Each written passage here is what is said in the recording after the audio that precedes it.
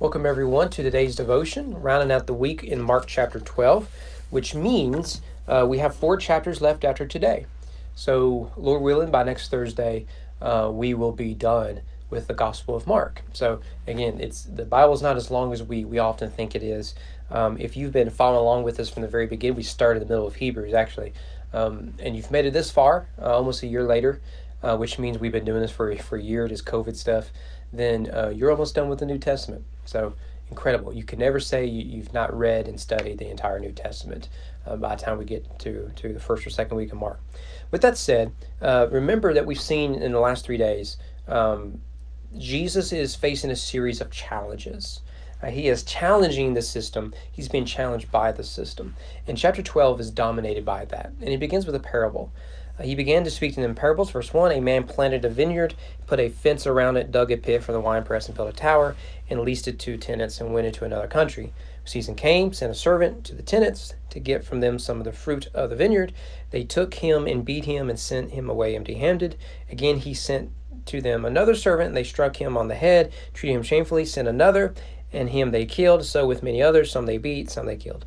He had still one other, a beloved son. Finally he sent him to them, saying, they will respect my son. But those tenants said to one another, this is the heir. Come, let us kill him, and the inheritance will be ours. They took him and killed him and threw him out of the vineyard. What will the owner of the vineyard do? He will come and destroy the tenants and give the vineyards to others. There's a lot here. I've preached on this. I've preached on every verse of the Gospel of Mark. It's on the podcast. You can go to the church website. You can go to my website. You can find it all if you want it detailed. The main thing here is Jesus is talking about the cross.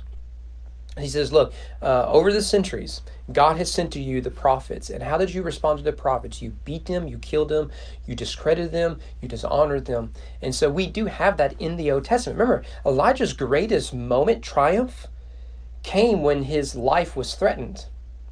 And so he had to flee from the people. He just demonstrated the power of God. How often was Moses at risk of his own life, of a coup from his own family, right?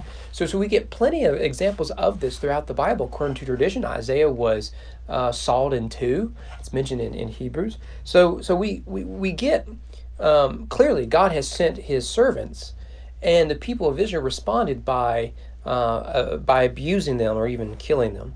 And then the Father sends the Son. And what do they do to him? They kill him.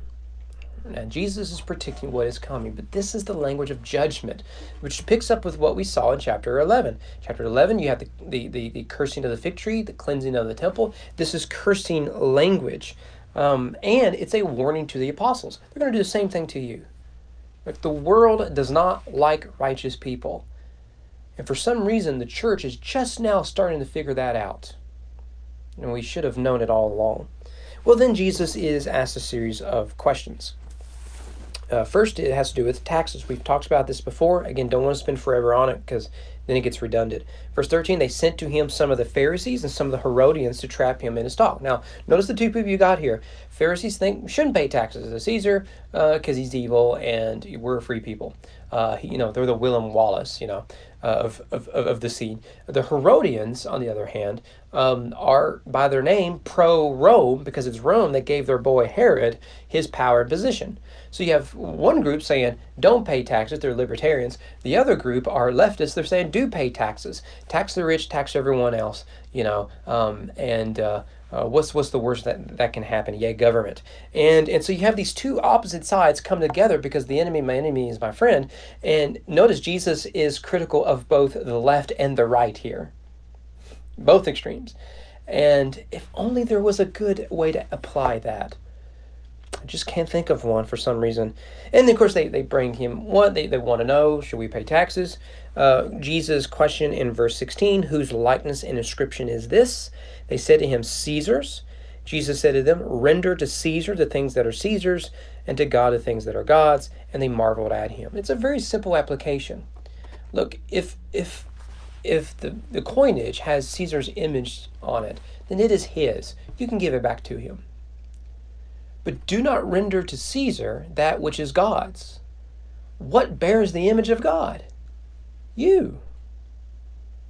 This is a central passage of not just our understanding of the role of government and politics and the Christian's role in the public square, but really our understanding of worship. If you bear the image of God, then you give yourself to God. Thus, give up wealth, or at least don't surrender to it. Don't surrender to greed and lust and power and everything else. You bear the stamp of God. You are made in the likeness of God. Act like it and give yourself only to Him. Right? It's a very, very important scene. And everyone goes away disappointed, which is what should happen whenever we teach the gospel. When we preach the gospel, we shouldn't be siding with a political party or system. Verse 18, then the Sadducees come, right? So you have the Pharisees and Herodians, now you got the Sadducees. They're probably the liberal wing of the religious elites in that they deny the resurrection, as this text will show. They only hold to the first 5 books of the Old Testament, the books of Moses, Genesis, Exodus, Leviticus, Numbers, and Deuteronomy. They didn't believe in divine beings, angels and stuff. They didn't believe in the soul, stuff like that, okay? So this question has to do with the resurrection, which again, they reject. This shows up again in Acts, as we'll see, when Paul, a Pharisee who believes in the soul and the resurrection, made the point around a bunch of Sadducees. Anyways, verse 19, teacher, Moses wrote for us that if a man's brother dies, leaves a wife, leaves no child, the man must take the widow and raise up offspring for his brother. There were 7 brothers. The first took a wife, and when he died, left no offspring. The second took her and died, leaving no offspring, and the third likewise. The 7 left no offspring. Last of all, the woman also died. The jokes are here, right? If 7 husbands were dying from the same wife, someone should start looking into it, right? And maybe not eat her soup. Drink her Kool-Aid, like literally stop, right? I get the jokes, but there's more going on here.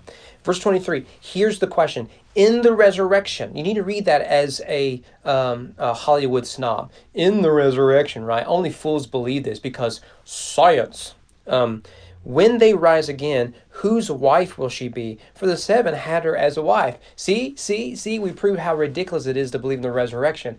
And here they snap their suspenders and they wear their funny academic hats and they go to the pub and brag to the boys how awesome they are, right? And Jesus laughs at them, right? Because Jesus says, look, the problem is first of all, you make too many assumptions about the resurrection.